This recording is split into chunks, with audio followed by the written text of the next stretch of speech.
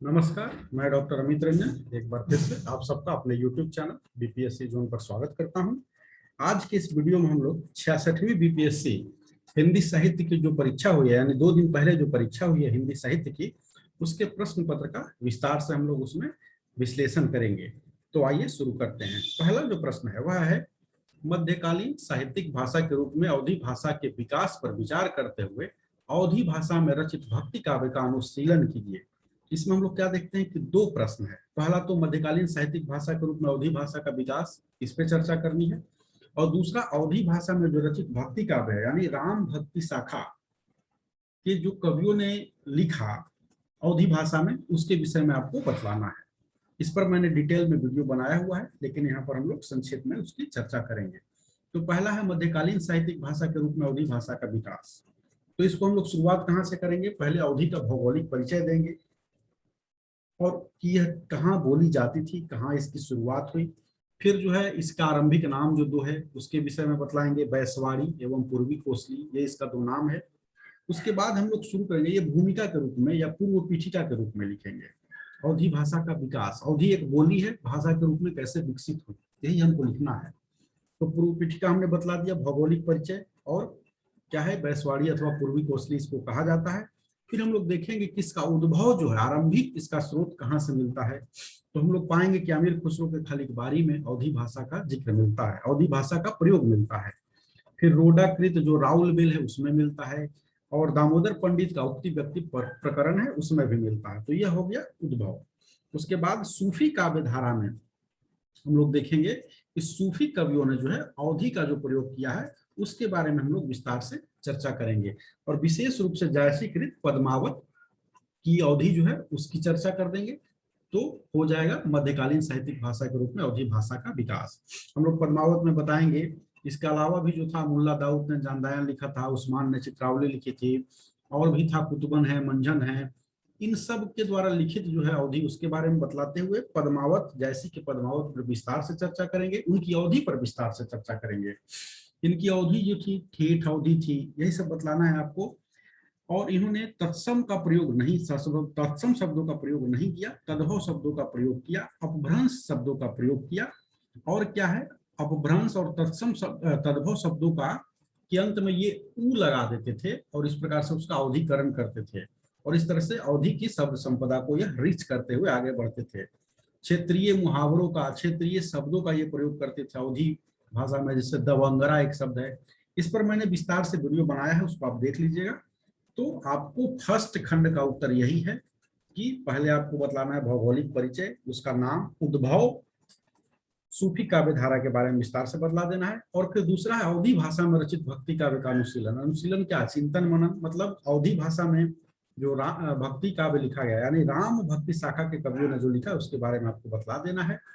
नाभादास ने जो भक्तमाल लिखा, और उसके बाद जो है तुलसीदास के बारे में विशेष रूप से बतलाना है। यहाँ पर तुलसी की अवधि जो थी वो संस्कृत निष्ठ अवधि थी, और उन्होंने जो है क्या किया है कि जो क्षेत्रीय मुहावरे थे उसको इन्होंने सुक्तियों की तरह लोकप्रिय कर दिया, और क्षेत्रीय मुहावरों को, अवधि के क्षेत्रीय मुहावरों को स्वर व्यापकता प्रदान की। और उससे क्या है कि पूरे भारत भर में अवधि के वो मुहावरे प्रचलित हो गए, जैसे सीधे उंगली न निकसे भीऊ। इसके अलावा जो है इन्होंने अरबी फारसी शब्दों का भी प्रयोग किया, लेकिन उसको अवधि का ठेठ जो है मिठास प्रदान करते हुए किया। तो इस प्रकार से यह पहले प्रश्न का उत्तर हो जाएगा। दूसरा प्रश्न है, मानक हिंदी के प्रमुख व्याकरणिक लक्षणों की विवेचना कीजिए। तो बस केवल व्याकरणिक लक्षण जो है उसके बारे में विस्तार से आपको यहाँ पर लिख देना है, इस पर चर्चा मैं नहीं करूंगा। तीसरा प्रश्न है, स्वतंत्रता के बाद भारत संघ की राजभाषा के रूप में हिंदी के विकास के विविध पक्षों का विश्लेषण कीजिए। यानी भारत जब आजाद हुआ तो हिंदी को राजभाषा का दर्जा प्रदान किया गया, तो राजभाषा हिंदी के विकास के लिए जो बहुत सारा जो कदम उठाया गया सरकार के द्वारा, उसी का वर्णन आपको कर देना है यहाँ पे। और इसके अंतर्गत आपको आ जाएगा राजभाषा हिंदी की संवैधानिक स्थिति, इसके विषय में आपको बतलाना है। आर्टिकल 120, आर्टिकल 210 जो है, जो लोकसभा की भाषा और विधानसभा की भाषा, विधान परिषद की भाषा की बात करता है। इसके अलावा 343 से लेकर 351 तक आर्टिकल जो है उनके बारे में आपको बतला देना है। पहला वही संवैधानिक स्थिति, उसके बाद आपको बतलाना है राष्ट्रपति का आदेश जो हुआ था 1955 में, उसके विषय में आपको बतला देना है। उसके बाद आपको राजभाषा आयोग का गठन किया गया था, राष्ट्रपति के आदेश के बाद ही इसका किया गया था, तो उसकी सिफारिशों के विषय में आपको बतलाना है। राजभाषा अधिनियम जो है 1963 का और 1967 में इसका संशोधन किया गया था, उसके विषय में आपको बतलाना है। धारा 3(3) के अगर आर्टिकल धारा 3(3) के अंतर्गत आने वाले दस्तावेजों का आप जिक्र कर देते हैं इसी के अंतर्गत तो और भी अच्छा है। आपको बतलाना है कि राजभाषा अधिनियम का गठन किया गया, राजभाषा नियम का गठन किया गया, और इसमें जो है पत्राचार के विषय में बतलाया गया कि पत्राचार में किस भाषा का प्रयोग किया जाएगा। इसके अलावा जो है अनुवाद कार्य जो किए गए और विविध जो मंत्रालय हैं भारत सरकार के, तो उन्होंने जो अनुवाद के लिए स्थापित किया इसके विषय में बतलाना है। यानी विविध पक्ष में यही सब आ जाएगा, संवैधानिक स्थिति आ जाएगा, राजभाषा आयोग आ जाएगा, राष्ट्रपति का आदेश आ जाएगा, राजभाषा अधिनियम, राजभाषा नियम और अनुवाद कार्य इत्यादि। और उसके बाद आपको अंत में अपना निष्कर्ष दे देना है कि कहाँ तक राजभाषा के पद पर हिंदी आसीन हो सकी है। सबके बारे में संक्षेप से बतलाते हुए करना है। अगला है हिंदी सूफी काव्य धारा की प्रवृत्तियों एवं उपलब्धियों की व्याख्या कीजिए। हिंदी सूफी काव्य धारा हम लोग जानते हैं भक्ति काल जो है उसी का है, निर्गुण शाखा का है, प्रेम मार्गी। हिंदी सूफी काव्य धारा की जो प्रवृत्ति है इसके विषय में आपको बतलाना है और इसकी उपलब्धियों के बारे में बतलाना है। तो प्रवृत्ति के पहले आपको इसकी पृष्ठभूमि बतला देनी है। मुल्ला दाऊद से शुरू होता है चांदायन लोरिक कथा जो है, इसमें लोरिक और मैना है जो है पति पत्नी का यहाँ पर कहानी का वर्णन है। इसके साथ ही साथ जो है लोरिक की एक प्रेमिका थी, लोरिक की पत्नी थी मैना और प्रेमिका थी चंदा जो कि विवाहित भी थी और उसकी प्रेमिका थी। तो आपको पहले तो पृष्ठभूमि बतला देना है। ये सब मुल्ला दाऊद थे, उस्मान थे, चित्रावली लिखा, कासिम शाह था, हंस जवाहिर लिखा, असाइद शाह, मंझन था, मधुमालती, कुतुबन, मिर्गावती इत्यादि लिखा। तो यहाँ से हिंदी सूफी काव्य धारा का प्रारंभ होता है और फिर उसकी प्रवृत्तियों के बारे में बतलाना है। उसके पहले आपको उसके दर्शन के बारे में थोड़ा सा बतला देंगे कि तसव्वुफ के दर्शन को मान्यता मिली है। इसमें प्रेमिका जो है क्या है, परमात्मा होता है, भारत के जस्ट उल्टा है यहाँ पर, प्रेमी आत्मा होता है और खुदा के साथ या ईश्वर के साथ जो है यहाँ भय का नहीं प्रेम का संबंध होता है। ठीक है, सूफी काव्य धारा जो पूरी की पूरी काव्य धारा है वह इश्क मजाजी से इश्क हकीकी की यात्रा है, यानी लौकिक प्रेम से अलौकिक प्रेम की यात्रा है। ये सब आप पृष्ठभूमि में बतला देंगे। फिर उसकी प्रवृत्तियों के बतला देंगे कि प्रेम जो है मूल्य के रूप में यहाँ पर स्थापित है, प्रेम की एक अलग सत्ता है। संभवतः मैंने इस पर भी एक वीडियो बनाया है। तो प्रेम की क्या है, अलग सत्ता है। और पहले ही मैंने बताया कि प्रेम जो है इश्क मजाजी से प्रारंभ होकर इश्क हकीकी पर खत्म होता है। ठीक है, ईश्वर प्रेम पहले है और प्रेम को अतिशय महत्व दिया गया है। क्या कहा गया है, मानुष प्रेम भई वैकुंठी नाही ते का छार भरी मुट्ठी। तो पहली विशेषता प्रेम मूल्य के रूप में स्थापित है। सूफी काव्य धारा जो है सांस्कृतिक समन्वय की काव्य धारा है, ये उपलब्धियों में भी बता देंगे आप। इसके अलावा इसकी और जो प्रवृत्तियां हैं, कई सारी प्रवृत्तियां हैं। रहस्यवाद आपको यहाँ मिलता है, सूफी काव्य धारा की एक विशेषता है रहस्यवाद। लेकिन यह रहस्यवाद कैसा है, कबीर के रहस्यवाद से अलग है। काव्य धारा की प्रवृत्ति में आपको बतलाना है। कबीर का रहस्यवाद साधनात्मक रहस्यवाद मूलता है, इनके यहाँ भावनात्मक रहस्यवाद मिलता है। मतलब कि प्रेम और सरसता से युक्त इनका रहस्यवाद है, भावुकता से युक्त रहस्यवाद है। साधनात्मक रहस्यवाद भी इनके यहाँ मिलता है, ठीक वैसे ही जैसे कबीर के यहाँ भावनात्मक रहस्यवाद भी मिलता है, लेकिन साधनात्मक रहस्यवाद बहुत कम है। ठीक है, मानव शरीर की तुलना जब ये करते हैं खुदा के घर से तो वहां पे साधनात्मक रहस्यवाद मिलता है। सिद्धनाथ हठ योगियों का रहस्यवाद हमको दिखलाई पड़ता है, तो इसकी एक विशेषता है रहस्यवाद। फिर प्रकृति के साथ रागात्मक संबंध भी इसकी विशेषता है सूफी काव्य धारा की। प्रकृति को ये लोग मिथ्या नहीं मानता है, ठीक है ना। और ऐसा कुछ है ना कि जगत जो मिथ्या है केवल ब्रह्म सत्य है, ये कहता है नहीं नहीं, जगत भी सत्य है, सब सत्य है। प्रकृति को ये मिथ्या नहीं मानता है, मानता है कि प्रकृति जो है वह खुदा के द्वारा रचित है इसलिए सत्य है, और खुदा की अभिव्यक्ति है इसलिए सत्य है। प्रकृति गलत मिथ्या हो ही नहीं सकती है। और चूंकि प्रकृति को ये सत्य मानता है इसलिए उसके साथ रागात्मक संबंध स्थापित करता है। और इसी कारण से आप देखेंगे कि इनके यहाँ प्रकृति जो है इनकी रचनाओं में बहुत ज्यादा है, बारहमासा वर्णन इनकी रचनाओं में बहुत मिलता है। हिंदी काव्य में वैसे पहला जो बारहमासा वर्णन है वो विशलदेव रासों में मिलता है, रासो काव्य में, लेकिन इनके यहाँ भी बारहमासा वर्णन मिलता है, षड्ऋतु वर्णन मिलता है। ठीक है, तो प्रकृति के साथ इनका जो है रागात्मक संबंध है। विरह का अतिशयोक्तिपूर्ण वर्णन सूफी काव्य धारा की एक बहुत बड़ी विशेषता है।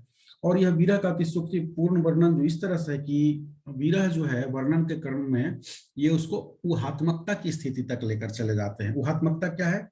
तो विरह का ऐसा अतिशयोक्तिपूर्ण वर्णन होता है जिसमें जो वर्णन है वो असामान्य तो होता ही है, मतलब उसमें विश्वास तो नहीं होगा, वो असामान्य होने के साथ ही साथ वो कहीं कहीं विभत्स भी होने लगता है। तो विरह का ऐसा असामान्य वर्णन, अतिशयोक्तिपूर्ण वर्णन जो असामान्य होने के साथ साथ जो है क्या है, विभत्स होने लगे। जैसे पीयूष से कहो संदेशड़ा ए भौरा हे काग, सो धनी बिरही जरी मोई देहिक धुआं हम लाग। ठीक है, एक ये उदाहरण है कि भौरे से कह रही है कि कौन, नागमती, कि जाके मेरे प्रियतम से कह दो तो, हे भौरे, हे कौए, दोनों काला है, उनसे कह रही है कि जाके मेरे प्रियतम से कह दो कि तुम्हारी पत्नी मर गई और उसके मरने से जो धुआं उठा वो धुआं हम लोग को लगा, कौआ और उसको, भौरे को, और हम उस धुएं से काले हो गए, विरह के कारण उसकी पत्नी मर गई। तो यह अतिशयोक्तिपूर्ण वर्णन है, यहाँ उदात्मकता है। या एक और उससे भी बड़ा देख सकते हैं, दह कोयला भई कंत सनेहा, तोला मांसु रहा नहीं देहा, रकत न रहा विरह तंजरा, रति रति होई नैनन धरा। इसमें देखिए क्या है, विभत्स है। कह रही है कि कोयला भय कंत सनेहा, शरीर जल के कोयला हो गया कंत के प्रेम में, कंत की याद में, और शरीर में एक तोला मांस भी नहीं रहा। ठीक है, रकत न रहा, शरीर में एक बूंद खून नहीं रहा। काहे नहीं रहा भैया? क्योंकि विरह में तन जरा, शरीर जल गया, और जो है रक्त जो है आंखों से आंसू के रूप में रक्त बहकर निकल गया। तो यह है विरह का ऊहात्मक वर्णन है। विरह का इनके यहाँ अतिशयोक्तिपूर्ण चित्रण है, वर्णन है, जो कहीं कहीं ऊहात्मकता की स्थिति को प्राप्त कर लेता है। और भी कई सारी विशेषताएं हैं, काव्य की प्रवृत्तियां हैं, वो आप दिखा देंगे कि इनके जो रचनाएं हैं, रचनाओं में नायिकाओं के नाम पर रचनाओं के नाम होते हैं, जैसे पद्मावती, मृगावती, जैसा कि मैंने अभी बताया, चित्रावली, सब नायिका के नाम पे है। हमारे यहाँ नायक के नाम पे पुस्तक का नाम होता है, नायिका के नाम पे है। खंडन मंडन प्रवृत्ति का अभाव है इस काव्य धारा में। भाई प्रेम के रास्ते पर चल रहे हैं, खंडन मंडन क्या करेंगे? सभी रचयिता जो प्राय हैं वो मुसलमान हैं। वियोग श्रृंगार की प्रधानता है इनके यहाँ। ठीक है, और अधिकांश रचनाएं जो है वो क्या है, इतिहास और कल्पना का समन्वय है। इतिहास भी इनके यहाँ मिलता है और कल्पना भी मिलता है। पद्मावत जो है वो उसमें इतिहास के भी कुछ तत्व हैं। ठीक है, जैसे कि राजा रतन सेन और अलाउद्दीन का जो प्रसंग हो ऐतिहासिक है। ठीक है, लेकिन उसमें कल्पना भी है। और जो इसका नायक होता है, काव्यधारा की प्रवृत्ति क्या है कि इनकी रचना जो है, इसका नायक जो होता है आमतौर पर एक से अधिक पत्नी का बहुपत्नीवादी होता है। तो ये हो गई सूफी काव्यधारा की प्रवृत्तियां। उपलब्धियां क्या है? जैसा कि मैंने बताया था कि सांस्कृतिक समन्वय करने में इसने बहुत महत्वपूर्ण भूमिका सूफी काव्यधारा ने निभाई। और ऐसा कहा जाता है कि भारत में जो है इस्लाम का जो बहुत तेजी से प्रसार हुआ, तो इसमें सूफी कवियों का बहुत बड़ा योगदान था, क्योंकि ये प्रेम की बात करते थे। और भारतीयों के विषय में ऐसा कहा गया कि इन्होंने प्रेम की वजह से इस्लाम धर्म को जो भी अपनाए, इस वजह से अपनाए। तलवार के भय से भारत में इस्लाम नहीं फैल सकता था। तो सूफी काव्य धारा, खैर यह नहीं लिखना है हमको, लिखना क्या है कि इसकी उपलब्धि है कि यह भी जो है सांस्कृतिक समन्वय में इसने जो है महत्वपूर्ण भूमिका अदा की। ठीक है, सांस्कृतिक समन्वय कहाँ आपको दिखता है? लिपि के स्तर पर दिखता है। अरबी फारसी लिपि का प्रयोग करते थे और अवधी भाषा का प्रयोग करते थे। सोचिए, भाषा कर रहे हैं अवधी, अवधी में अपनी रचना लिख रहे हैं, लेकिन लिपि वही अरबी फारसी है। तो भाषाई और लिपि के स्तर पर समन्वय है। दर्शन इनका होता था इस्लाम का, लेकिन प्रेम कहानी किसके उठाते थे? ये हिंदू घरों में, हर घर में विद्यमान प्रेम कहानी भी राजा रानी की नहीं, बहुत बड़े राजा रानी की नहीं, हर हिंदू घर में विद्यमान जो लोक कथा होती थी उसको उठाते थे। ये भारतीय प्रेम कहानी को तो उठाते ही थे, वे उन प्रेम कहानियों को उठाते थे जो हिंदू घरों में, हर घर में वो कहानियों को सुना जाता है, लोक संस्कृति में विद्यमान है। दर्शन इस्लामी है। ठीक है, शैली इनकी मसनवी होती थी, लेकिन प्रबंध काव्य जो है वो प्रचलित प्रबंध काव्य के रूप में लिखते थे। और हिंदू रीति रिवाज इनकी रचनाओं में आप देखिएगा, हिंदू रीति रिवाज, पद्मावत में ही देख लीजिए, बहुत सारे हिंदू देवी देवताओं का वर्णन है। रतन सेन जब पद्मावती की खोज में चला जाता है, तो आप देखिए शिव जी आकर मदद करते हैं, समुद्र मदद करते हैं, हनुमान जी आकर मदद करते हैं। तो हिंदू रीति रिवाज का, तीर्थ का, व्रत का, देवता का, उत्सव का वर्णन किया गया है। इसके अलावा भी इनकी कई सारी उपलब्धियां हैं सांस्कृतिक समन्वय के अलावा, तो उसको आप लिखिएगा। शॉर्ट में यही है। अगला सवाल है छायावाद और रहस्यवाद के अंतर को स्पष्ट करते हुए छायावाद के काव्य वैशिष्ट्य का निरूपण करें। तो भाई पता नहीं, मतलब हो सकता है मैं मूर्ख हूँ, छायावाद को रहस्यवाद से क्यों जोड़ देता है, मतलब छायावाद से रहस्यवाद तो है नहीं। तो इसको एकदम सिंपल वे में, हालांकि इसको बहुत डिटेल में लिखना होगा, लेकिन सिंपलिस्टिक वे में इसका उत्तर तो ये है, छायावाद जो है साहित्य का एक विशिष्ट कालखंड है जो 1918 से प्रारंभ होकर 1936 तक चलता है। ठीक है, इस छायावादी रचना में जो है या छायावाद में भी रहस्यवाद की विद्यमानता अवश्य है। लेकिन रहस्यवाद क्या है? रहस्यवाद साहित्य की एक ऐसी प्रवृत्ति है जो आदिकाल से लेकर आधुनिक काल तक हर कालखंड में क्रमोवेश अपने अलग अलग स्वरूप में नजर आता है। रहस्यवाद क्या है? जब जो है उस ईश्वर की जो है, जिसको कि शब्दों में बयान नहीं किया जा सकता है, उसकी जो है नाना, उनसे जब कोई व्यक्ति जो है साधक प्रेम करता है और उस प्रेम की अनुभूति क्या है कि वो अलग अलग प्रकार से शब्दों में, वाक्यों में, भावनाओं के रूप में व्यक्त करने लगता है, तब रहस्यवाद का जन्म होता है। रहस्यवाद की मोटा मोटी परिभाषा यही है। आपको रहस्यवाद और छायावाद में दो अंतर यही आपको बतला देना है, और भी आपको बतलाना है। फिर छायावाद के काव्य वैशिष्ट का निरूपण कीजिए, मतलब छायावाद की प्रवृत्तियों, कविता जो लिखी गई उसकी विशेषता को आपको बतलाना है। तो भाई बहुत सारी विशेषताएं हैं, 12-15 विशेषताएं हैं, कुछ की चर्चा मैं यहाँ कर दे रहा हूँ। जैसे कि आत्माभिव्यक्ति है, यानी मैंने मैं शैली अपनाई, देखा एक दुखी निज भाई, दुख की छाया पड़ी हृदय पर, झट उमड़ वेदना आई। वहां आत्माभिव्यक्ति की बात है, अपने हृदय की में उभर रहे भावों की बात है। तो पहली विशेषता आत्माभिव्यक्ति है। दूसरा है प्रकृति का मानवीकरण किया गया। पहली बार प्रकृति जो है मानव के रूप में जो है बहुत ज्यादा मात्रा में, बल्कि प्रकृति पहली बार मानव के रूप में इसी युग में छायावाद में दिखलाई गई। तो प्रकृति का मानवीकरण है, उतर रही थी आसमान से संध्या सुंदरी परी धीरे धीरे धीरे, शायद छायावादी की दौर की रचना है। तो प्रकृति का मानवीकरण है, आत्माभिव्यक्ति है, राष्ट्रीय चेतना है। ठीक है, शेरों के मान में आया है फिर से सार, श्यार जागो फिर एक बार, राष्ट्रीय चेतना से उत्प्रोत है ये। मुक्त छंद का प्रयोग किया गया है, जिसको कि आलोचकों ने विशेष रूप से निराला में प्रयोग किया था, जिसका मजाक उड़ाया था आलोचकों ने, रबर छंद या केचुआ छंद करके मजाक उड़ाया था। तो मुक्त छंद का प्रयोग किया गया है। निराला कहते हैं कि भाई मुक्त छंद जो है वेदों तक में मिलता है, वेद किसी उदाहरण खोज खोज के देते हैं। वो बोलते हैं कविता की, मनुष्य की मुक्ति की तरह कविता की मुक्ति भी आवश्यक है। वो मानते हैं कि मुक्ति मतलब क्या, हर प्रकार के, हर रूढ़ियों से मुक्ति।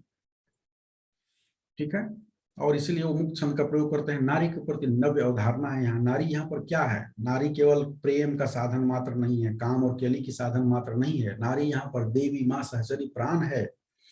नारी की नव्य अवधारणा में वही देवी माँ सहचरी प्राण की अवधारणा आती है।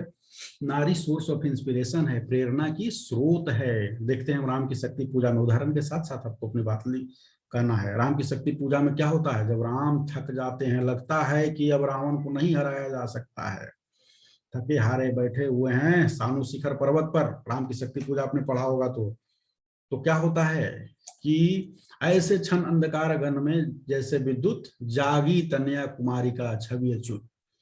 जैसे कि बादल में बिजली गरजता है, अंधकार में बिजली गरजता है, वैसे ही जो है राम के मन में जो है सीता माता की छवि पर उभरती है। कौन सी? जब वो पहली बार सीता माता को उन्होंने मंदिर में देखा था, पुष्प वाटिका में देखा था, जब माता जी पूजा करने जा रही थी और राम वहां पुष्प वाटिका में टहल रहे थे, तो देखते हैं वो जागी छवि कन्या कुमारी का अच्युत।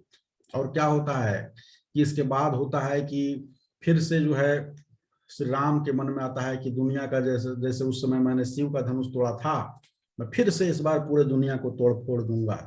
वो सोर्स ऑफ मोटिवेशन के रूप में स्त्री आती है।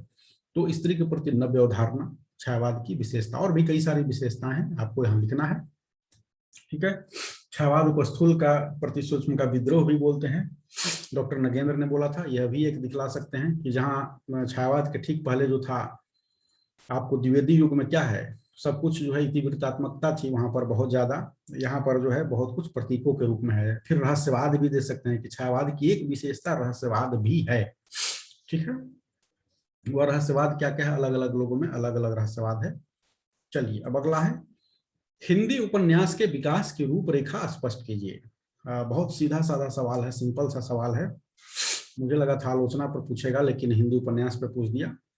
हिंदी, और ये जो छायावाद और रहस्यवाद वाला है, ये सवाल भी पहले पूछा हुआ है। हिंदी उपन्यास के विकास की रूपरेखा, आपको प्रेमचंद को मानदंड मानते हुए प्रेमचंद पूर्व हिंदी उपन्यास देना है। पहले तो देना है हिंदी के आरंभिक उपन्यास, या प्रेमचंद को ही मानदंड मान के चलिए, प्रेमचंद पूर्व जो है, प्रेमचंद पूर्व युगीन हिंदी उपन्यास दीजिए, प्रेमचंद युगीन हिंदी उपन्यास, प्रेमचंद उत्तर हिंदी उपन्यास, ऐसे करके हिंदी उपन्यास के विकास की रूपरेखा दीजिए। प्रेमचंद पूर्व वाला में जब दीजिएगा तो हिंदी के आरंभिक उपन्यास दे दीजिएगा एक हेडिंग, और इसमें हिंदी के आरंभिक उपन्यास के जो दावेदारी अलग अलग उपन्यासकारों ने उपन्यास ने प्रस्तुत किए उसके बारे में बतलाना है कि किसको हिंदी का पहला उपन्यास माना जाता है, किस आलोचक ने माना है। इसमें आपको परीक्षा गुरु आ जाता है, ठीक है, इसको आचार्य रामचंद्र शुक्ल ने संभवतः माना है। भाग्यवती आ जाता है पहला उपन्यास, कई लोगों ने भागवती को भी माना है। देवरानी जेठानी की कहानी आ जाता है। इनके लेखकों के बारे में भी बतलाते जाना है आपको। आचार्य ये हजारी प्रसाद द्विवेदी जो है चंद्रकांता को हिंदी का पहला उपन्यास मानते हैं। तो आरंभिक उपन्यासों के बारे में बतला देना है। फिर उनकी विषय वस्तु के विषय में बतला देना है कि समाज का यथार्थ चित्रण उनके यहाँ नहीं मिलता है, आदर्श चित्रण मिलता है के बजाय चाहिए जो है उसका चित्रण किया गया है हिंदी के आरंभिक उपन्यासों में या प्रेमचंद पूर्व उपन्यासों में। अलग अलग चाहे तो ये काफी लंबा उत्तर होता है, इसमें संतुलित लिखने की जरूरत है। उस दौरान भी जो है सामाजिक उपन्यासों के बारे में बतलाना है आपको, मनोरंजन प्रधान उपन्यासों, ऐतिहासिक उपन्यासों के बारे में बतलाना है। गोपाल राम गहमरी थे, कुछ प्रमुख उपन्यासकारों के विषय में बतला देना है। जासूसी पर उपन्यास लिखा गया है, सरकटी लाश, मुर्दे की जान खतरे में, और भी है, जासूस की जासूसी, बहुत सारा है। तो इस सब आपको बतला देना है। तो प्रेमचंद पूर्व उपन्यास हो गए, प्रेमचंद युगीन उपन्यास हो गए। प्रेमचंद युगीन उपन्यास में प्रेमचंद के युग में आते ही जो बहुत सारी जो है क्या है उपन्यास की में बहुत ज्यादा परिवर्तन आ जाता है, ठीक है। तो आपको विषय वस्तु में वो आया परिवर्तन लिखना है, इस दौर के प्रेमचंद युग के प्रमुख उपन्यासकारों के विषय में लिखना है, और फिर वही सामाजिक उपन्यास है, राजनीतिक उपन्यास, इस तरह से करके आपको लिख देना है। परिवर्तन जो दो प्रमुख परिवर्तन क्या आता है के स्थान पर जो चाहिए जो का चित्रण किया जाता है। तो यहाँ पर क्या होता है, यथार्थ और आदर्श दोनों साथ साथ चित्रित है, और अंत में जो है यथार्थ का चित्रण किया गया है। साथ ही साथ क्या है, प्रेमचंद युगीन उपन्यास में जो है आपको स्वतंत्रता संग्राम का चित्रण बहुत बहुत बहुत प्रचुर मात्रा में मिलता है। स्वयं प्रेमचंद के उपन्यास के विषय में कहा गया है कि अगर उस दौर का पूरा जो है हिस्ट्री अगर डिलीट कर दिया जाए तो केवल उनके उपन्यासों के माध्यम से जो है फ्रीडम स्ट्रगल की क्या स्टेटस था उसके बारे में हम जान सकते हैं। प्रेमचंद के उपन्यासों के विषय में हजारी प्रसाद द्विवेदी यह कहते हैं कि अगर उत्तर भारत की जो है पूरे समाज की संस्कृति को समझना है तो आप प्रेमचंद के उपन्यासों के माध्यम से समझ सकते हैं। तो विषय वस्तु के स्तर पर बहुत ज्यादा परिवर्तन आया है, ठीक है। वो आपको लिख देना है कि कथानक में क्या क्या परिवर्तन आया, विषय वस्तु के स्थान पर परिवर्तन के स्तर पर परिवर्तन आया। अब जो है राजनीति भी साहित्य में जो है उपन्यास में बहुत स्पष्ट रूप से आने लगी। हम देखते हैं कि भागवती का जो है प्रेमचंद पूर्व उपन्यास में भागवती का जो लिखा गया था 1857 की महान क्रांति के मात्र 20 साल बाद लिखा गया था, लेकिन उसमें उसका कहीं जिक्र तक नहीं है, ठीक है। तो प्रेमचंद के उपन्यासों में जो है उस समय के फ्रीडम स्ट्रगल का पूरा जिक्र है, पूरा प्रेमचंद में मिलता है। ये बहुत ज्यादा विस्तार से जाएगा तो बहुत ज्यादा नहीं करना है। इस दौर के प्रमुख उपन्यासकारों का नाम आपको लिख देना है नीचे, प्रेमचंद के अलावा कुछ प्रमुख उपन्यासों का नाम लिख देना है। प्रेमचंद उत्तर हिंदी उपन्यास पर लिख देना होगा आपको, ठीक है। उसके बाद इस कहानी को खत्म कर देना है, बहुत ज्यादा नहीं ले जाना है, 1950 तक ले जाना है। और 1900 प्रेमचंदोत्तर हिंदी उपन्यास के बाद एक और बात क्या आ गई कि मनोवैज्ञानिक उपन्यास ज्यादा लिखे, मनोवैज्ञानिक उपन्यास लिखे जाने लगे। अब ये आए जिस तरह से प्रेमचंद का आगमन जो है क्या हुआ कि उसने एकदम से धारा को पलट दिया हिंदी उपन्यास की। वैसे अज्ञेय इत्यादि जब आए, जैनेन्द्र आए, तो ये मानव मन के सूक्ष्म विश्लेषणों का, मानव मन का जो है उसका सूक्ष्म विश्लेषण करने लगे, तो मनोवैज्ञानिक उपन्यास का जन्म हुआ। इसी तरह से आपको दिखला देना है अज्ञेय के बारे में, जैनेन्द्र के बारे में आपको आगे बतलाते हुए। फिर इस दौरान एक ये भी आया आंचलिक उपन्यास, एक नया उपन्यास का स्वरूप जो है उसका उदय हुआ, जिसमें अंचल विशेष जो है नायक के रूप में आता है। अंचल विशेष का बहुत ही विशद सूक्ष्म वर्णन किया जाता है। इसी प्रकार से फणीश्वरनाथ रेणु इत्यादि हैं, बलचनमा नागार्जुन वगैरह लिखे हैं। ये सब दिखलाते हुए आपको खत्म कर देना है, तो हिंदी उपन्यास के विकास की रूपरेखा आपको स्पष्ट हो जाएगी, ठीक है। चाहे तो अंत में निष्कर्ष में अभी के जो उपन्यास लिखे जा रहे हैं उसके विषय में दे सकते हैं। तो ये आपका खंड क रहा, ये काफी लंबा हो रहा है। खैर खंड ख हम लोग देखते हैं। कबीर की प्रासंगिकता की युक्ति युक्त मीमांसा कीजिए। एक अभी हाल ही में कबीर जयंती 23 तारीख को मनाया गया था, उसमें मैं गेस्ट के रूप में था। तो मैंने कबीर की प्रासंगिकता पर वहां पर बोला था। मेरी इच्छा थी कि इस पर मैं वीडियो बनाकर डालूं, मैं नहीं डाल सका, मेरी गलती है। सच बताऊं तो थोड़ा व्यू आ रहा था तो मन थोड़ा सा लगा छोटा, लेकिन अब इस सब की परवाह नहीं करनी। इस सवाल में मैं देख रहा हूँ 3-4 ऐसे टॉपिक हैं जिस पर कि मैं वीडियो बनाने की सोच रहा था। 3 टॉपिक तो स्पष्ट रूप से है, वो मैं कॉपी में पॉइंट लिख के छोड़ दिया, मैंने नहीं बनाया, क्योंकि इस चैनल को स्थापित करने का मेरा उद्देश्य व्यू पाना नहीं था। एक व्यक्ति को भी अगर इससे लाभ होता है तो मुझे बहुत संतुष्टि होगी। और जब मैंने यह चैनल खोला था तो मेरा उद्देश्य क्या था, तब मैं कोल इंडिया लिमिटेड में मैनेजर था, असिस्टेंट मैनेजर, जंगल में मेरी पोस्टिंग थी एक तरह से कहा जाए तो। हिंदी साहित्य जो है, बाकी सब तो ऑनलाइन मटेरियल मिल गया यूट्यूब वगैरह पे, हिंदी साहित्य का जो है मटेरियल बहुत ज़्यादा नहीं मिल पाया था, तो मैंने सोचा था कि आगे चल के ऐसा करूँ। खैर, तो कबीर की प्रासंगिकता की युक्ति युक्त मीमांसा की है। ये सब युक्ति युक्त मीमांसा इत्यादि इन सब पे मत जाना है, इसमें कबीर की प्रासंगिकता पर बात करनी है आपको। इसको 2 खंडों में तोड़ के करना है आपको।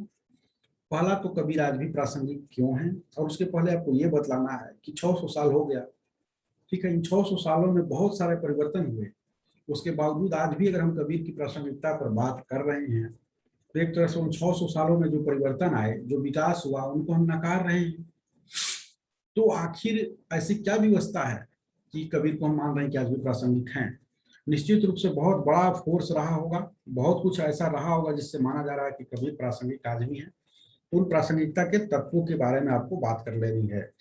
जैसे कि बाह्य आडंबरों का विरोध, आज भी बाह्य आडंबर बहुत ज्यादा समाज में है। अंत में यही लिखना है, जब तक बाह्य आडंबर रहेंगे कबीर प्रासंगिक रहेंगे। ठीक है, तमाम तरह के बाह्य आडंबरों का विरोध करने के कारण जो है कबीर आज भी प्रासंगिक है। जैसे नांगे फिरे जोग जो होई, वन का मृग मुक्ति गया, कोई कहते हैं वो, यानी नंगे फिरने से अगर वो योग होता तो वन का जो हिरन है वो बड़ा नंगे घूमता है, तो कब का मुक्ति पा गया होता। तो बाह्य आडंबरों का विरोध करने के कारण प्रासंगिक हैं। जो गंगा स्नान इत्यादि वगैरह की जो है, ये सब बाह्य आडंबर है। तिलक लगाना है, जो नंगे फिरना, साधु संत जो घूमते हैं नागा साधु, उन सब का विरोध करते हैं, इस कारण से प्रासंगिक हैं। वो जो है तर्क तर्क की बात करते हैं कबीर, ठीक है, आस्था के स्थान पर तर्क की बात करते हैं, इस कारण से प्रासंगिक हैं। कबीर मानव मात्र की एकता की बात करते हैं, ठीक है, तमाम मनुष्य और मनुष्य के बीच विभेद उत्पन्न करने वाली तमाम चीजों का ये विरोध करते हैं, इसलिए भी प्रासंगिक हैं। वर्तमान समय में देख नहीं रहे हैं, क्षेत्र के आधार पर, जाति के आधार पर, धर्म के आधार पर, पैसे के आधार पर विभेद है समाज में कितना ज्यादा। कबीर इन सब का विरोध करते हैं, इसलिए कबीर प्रासंगिक हैं।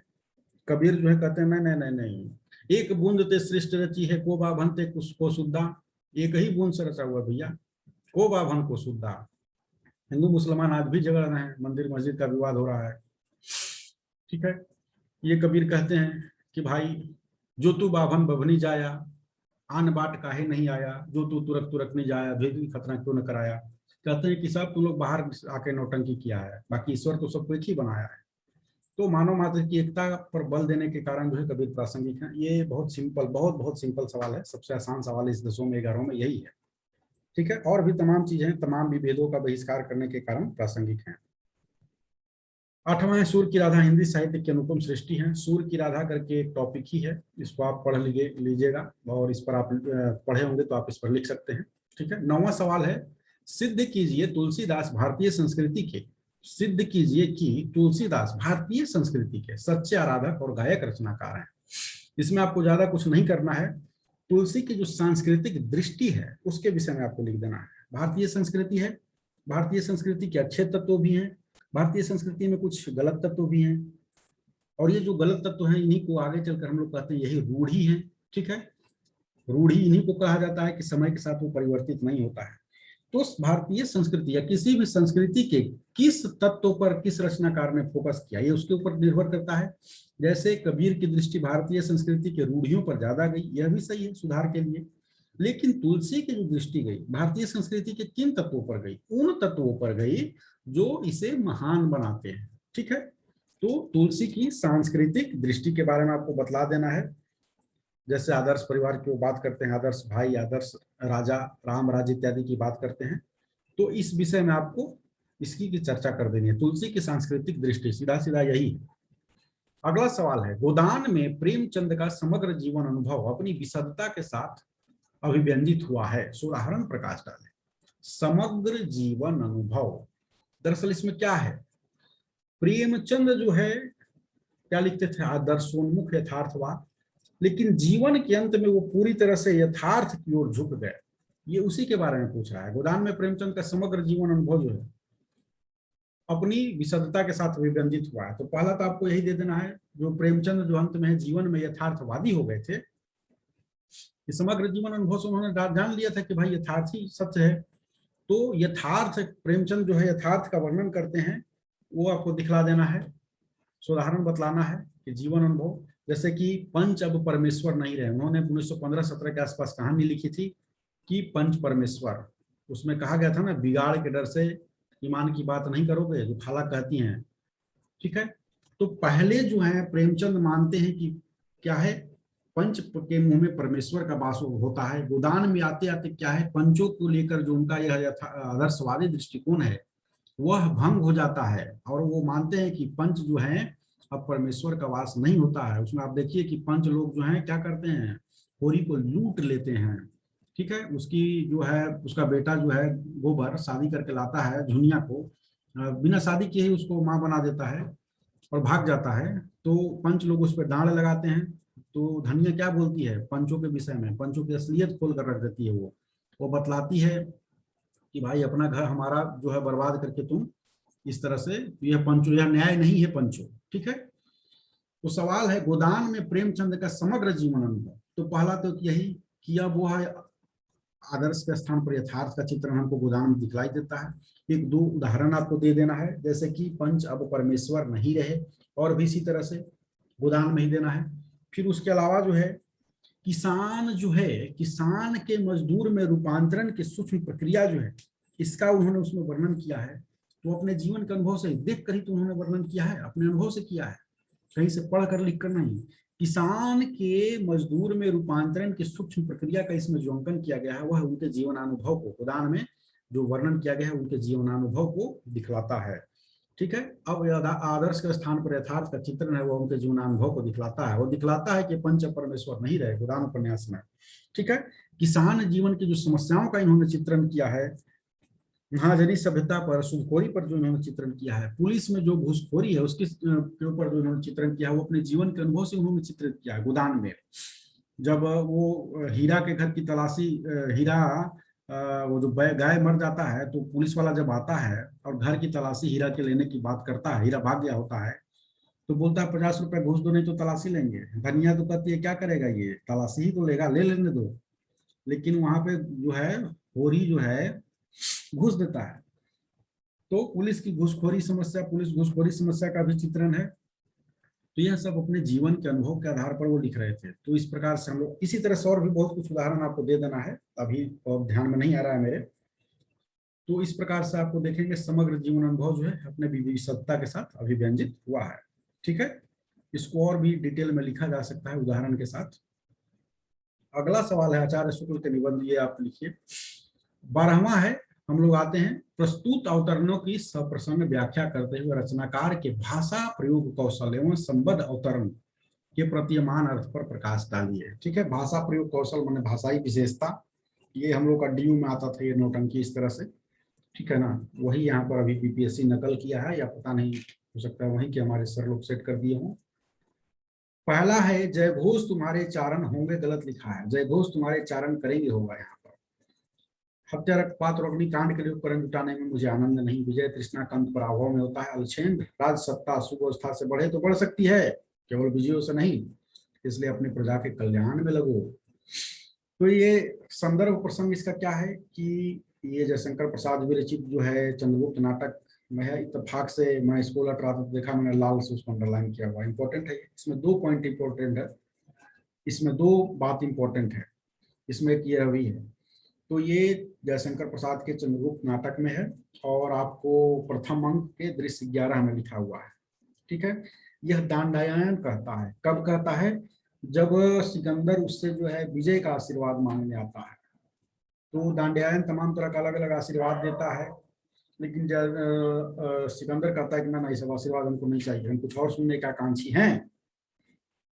तो दांडायन जो है महान ऋषि, बड़ा मजेदार वही वाला पॉइंट है। इसको भारत का एक ऋषि ऐसे करके एक स्वतंत्र रूप से इसको चैप्टर भी दिया गया है। तो प्रसंग वही है, जयशंकर प्रसाद विरचित चंद्रगुप्त नाटक, प्रथम अंक, दृश्य 11, दांड्यायन के द्वारा कहा गया है। कब कहा गया है? जब सिकंदर कहता है भैया हमको आशीर्वाद कुछ और चाहिए, तो कहता है कि जो तुमको आशीर्वाद चाहिए हम नहीं दे सकते हैं, जय घोष तुम्हारे चारण करेंगे, तुम्हारा जो जय है, जय जय तुम्हारे चारण करेंगे, हम नहीं करेंगे। हत्या रक्तपात और अग्निकांड के लिए उपकरण जुटाने में मुझे आनंद नहीं। तुम जो विजय का जो आशीर्वाद मांग रहे हो, विजय कैसे पाओगे? लोगों को मारोगे, लोगों को घर लूटोगे, जलाओगे, इन सब चीजों में मेरी कोई रुचि नहीं, कोई अभिलाषा नहीं। ठीक है, फिर वो समझाते हैं दांडेयन उसका कि विजय तृष्णा का अंत पराभव में होता है। ठीक है ना, ये जो विजय की जो तुम्हारी लालसा है, जो मिट ही नहीं रही है, पूरा दुनिया जीतने का ख्वाब लेके जो 6 उधर चला, तो 6 ही देश जीता था संभवतः, यहाँ आए हो तो इसका अंत क्या होता है? पराभव में होता है। विजय तृष्णा जो है, विजय की यह लालसा है, पिपासा है, प्यास है, ये कभी नहीं बुझेगी और ये अंत में तुम्हें पराजित ही होना पड़ेगा। अलक्षेंद्र सिकंदर का नाम था। राज सत्ता अपनी बढ़ानी है तो बढ़ाओ, कोई बात नहीं, अच्छी बात है, बढ़ाना ही चाहिए, लेकिन बढ़ाने का तरीका तुम्हारा गलत है। राज सत्ता बढ़ाना है तो कैसे बढ़ाओ कि अगर ये सुव्यवस्था से बढ़े, अच्छी व्यवस्था से बढ़े, लोगों का दिल जीतो बजाय कि जमीन जीतने के, तो अच्छी व्यवस्था से बढ़े तो बढ़ाओ, अच्छी बात है। विजयों से मत बढ़ाओ, विजय से नहीं बढ़ता है राज सत्ता, वो अस्थायी रहता है। ठीक है ना, इसीलिए अपनी प्रजा के कल्याण में लगो। जो लूटपाट कर रहे हो छोड़ो, भागो यहाँ से, जाओ प्रजा का कल्याण करो। तो यही है, आपका प्रसंग हो गया, संदर्भ हो गया, सब कुछ हो गया। भाषा कौशल में आपको बता देना है, तत्सनिष्ठ है, एक साधु जैसी भाषा का प्रयोग करता है, या जैसे उस उम्मीद की जानी चाहिए वैसी भाषा का प्रयोग किया गया है। चलिए अगला देखिए, वह रहस्यमय व्यक्ति, और यह अंतिम भी है, अब तक न पाई गई मेरी अभिव्यक्ति है, पूर्ण अवस्था व निज संभावनाओं, निहित प्रभाव प्रतिभाओं की, मेरे परिपूर्ण का आविर्भाव, हृदय में रिस रहे ज्ञान का तनाव व आत्मा की प्रतिमा। ये जो है मुक्ति बोध इत्तेफाक। देखिए 3 ऐसे सवाल हैं जिन पे मेरी इच्छा थी कि मैं वीडियो बना ना सका, इसलिए अब उसको बोलने का कोई मतलब नहीं है। उसमें कि यह भी था व्याख्या, मैं व्याख्या कर रहा था, बहुत अच्छा रिस्पॉन्स मिल नहीं रहा था, कोई देख ही नहीं रहा था, तो हमको लगा कि सबको सब व्याख्या आता है, इसलिए नहीं किया है। ये मुक्तिबोध के अंधेरे में का है, स्पष्ट है एकदम से, मुक्तिबोध के अंधेरे में का है। और हम क्या देखते हैं कि अंधेरे में जो है, उसमें पहले जो है कवि को एक चेहरा जो है, एक आवाज सुनाई देती है पहले, ठीक है, उसके बाद जो है चेहरा दिखलाई देता है, तो इसी तरह से धीरे धीरे बढ़ता जाता है।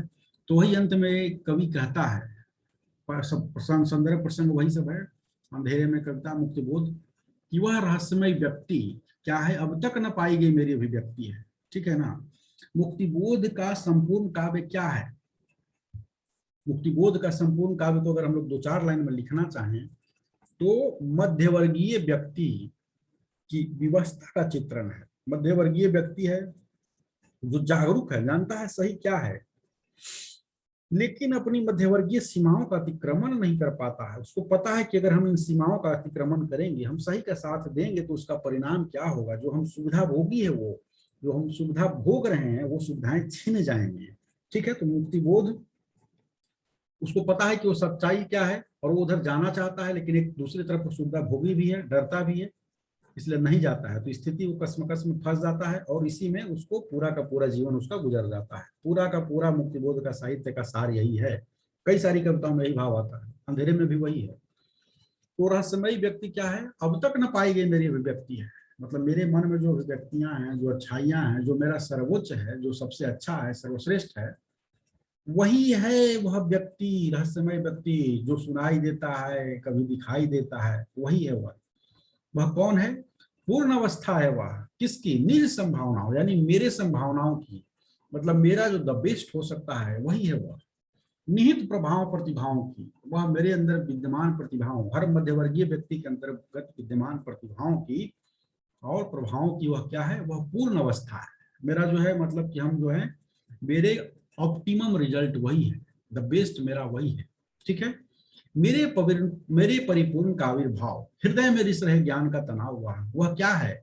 मेरे हृदय में जो रिस रहा है ज्ञान का तनाव, कि जो है उससे बेहतर चाहिए, समाज को बदलने के लिए एक बेहतर चाहिए, और वह हमें हो नहीं सकता। यही पूरे मुक्तिबोध की कविता का सार है, कि हृदय में रिस रहे ज्ञान का तनाव हुआ है, मेरे अंदर जो ज्ञान जो है कि सच्चाई क्या है, या तो मैं जान रहा हूं, तो उससे उत्पन्न जो तनाव है, उसी तनाव की अभिव्यक्ति है वह रहस्यमय व्यक्ति, वह मेरे ही आत्मा की प्रतिमा है, आत्मा की प्रतिमा है, ठीक है, मन की नहीं। मन जो है गुणागणित करता है, आत्मा सच्चाई का साथ देती है, तो वो मेरे आत्मा की प्रतिमा है। यह मोटा मोटी रफ व्याख्या है। तो इस प्रकार से हमने इस वीडियो में जो है 66वीं बीपीएससी का के प्रश्न पत्र को देखा। एक सवाल को अगर छोड़ दिया जाए, आचार्य शुक्ल के निबंध विषय प्रधान या व्यक्ति प्रधान, इसको छोड़ के हमने सबका डिस्कशन किया। जो दूसरा सवाल था मानक हिंदी के प्रमुख व्याकरणिक लक्षण, इसकी चर्चा नहीं की, क्योंकि जो है सिर्फ हिंदी का जो व्याकरण है उसके विषय में लिख देना, एक नोट से 4 पेज का आता है और इसमें आपको काफी अच्छा नंबर भी आने वाला है। तो हमने कुल मिलाकर पूरा विस्तार से इसको देखा। बाकी जो है कुछ कुछ पर हम नया नया जो उसमें है, बहुत जल्द ही 1-2 टॉपिक है, इस पर मैं वीडियो बनाऊंगा। इस वीडियो में इतना ही, धन्यवाद।